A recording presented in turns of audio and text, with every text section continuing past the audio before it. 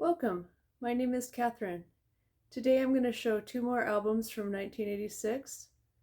The first one, Steve Winwood, Back in the High Life, and this is his fourth studio album. It was released June 30th of 1986.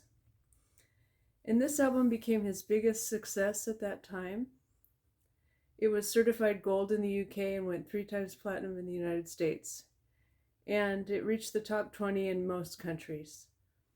And there were 5 singles released from this album. The first one, released June 20th of 1986, was called Higher Love, and it became his first #1 single in his solo career.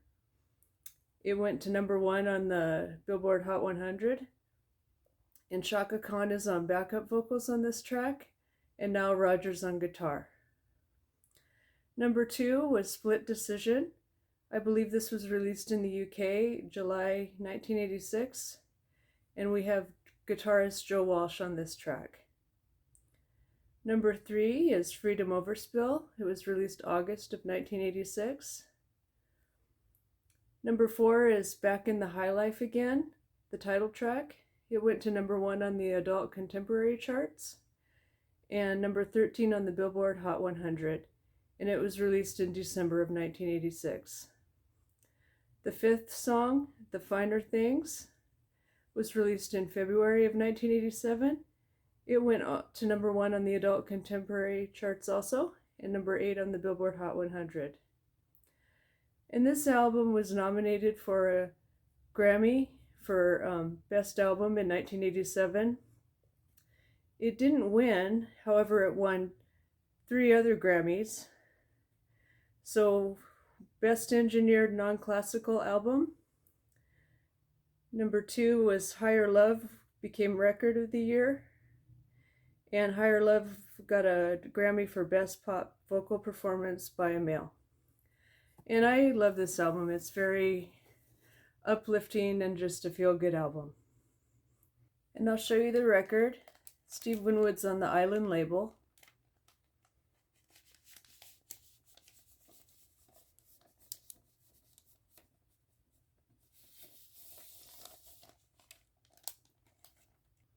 The second album I'll show is Graceland by Paul Simon.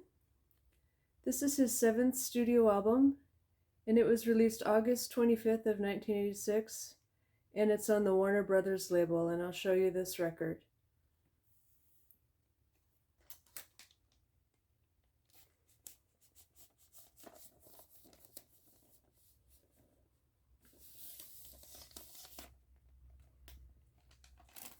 So the background story on this record, Paul Simon's relationship with Art Garfunkel had ended. He was going through a divorce with his wife at that time. Her name was Carrie Fisher, the actress. And his previous record, Hearts and Bones, in 1983, was a commercial failure. All of these setbacks caused him to feel depressed. Well, in 1984, when he was producing an album for a lady named Heidi Berg, Paul Simon was lent a bootleg tape of some African music, and it's pronounced Mamagna, and it's a style of African music rooted in Zulu. And he liked what he heard. It was upbeat and happy. And the musical group on the tape was called Lady Smith Black Mazambo, and he wanted to use some of their rhythms in his own music. So he had his record company, Warner, contact their record company. And it was producer Hilton Rosenthal of Gallo Records in South Africa. And he suggested Paul Simon come to South Africa and record. It'd be a good opportunity for those musicians to get noticed. So in 1980, traveling to South Africa was very dangerous. And this was because of the apartheid, the forced racial segregation of the government at that time. And there was a boycott in the US that Americans weren't supposed to travel there. So Paul Simon was very anxious about this, and he wasn't sure if he should go or not. Before Paul Simon traveled to South Africa, He participated in the recording of We Are the World, USA for Africa after the Grammy ceremony. He asked Quincy Jones about him traveling to South Africa during the boycott, and this is what Quincy said: "Don't worry about the governments, go to Africa and make the music." So Paul Simon spent 2 weeks in Africa recording with those African musicians, and the names of the South African musicians are on the liner notes. And this gave him global recognition when this album became successful. These are the singles from Graceland. The first one, You Can Call Me Al, July of 1986.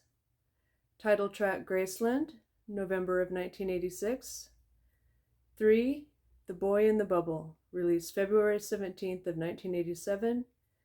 Number 4, Diamonds on the Soles of Her Shoes, released in April of 1987. And 5, Under African Skies, August of 1987. And Graceland became Paul Simon's most successful album and highest charting album in over a decade. So this was a comeback for him.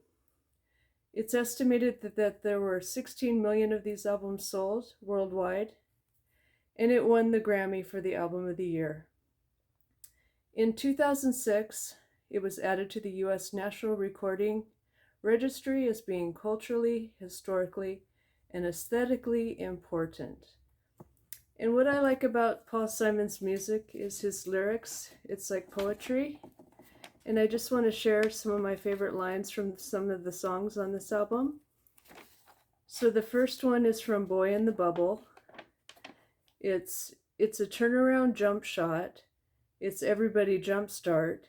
It's every generation throws another hero up the pop charts. And there's a lot of truth to that statement. Number 2, Graceland. Losing love is like a window in your heart.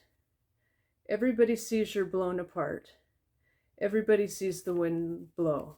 But I'm going to Graceland. There's reasons to believe we'll all be received in Graceland. 3, people say she's crazy. She got diamonds on the soles of her shoes. Well, that's one way to beat the walking blues. Diamonds on the soles of your shoes.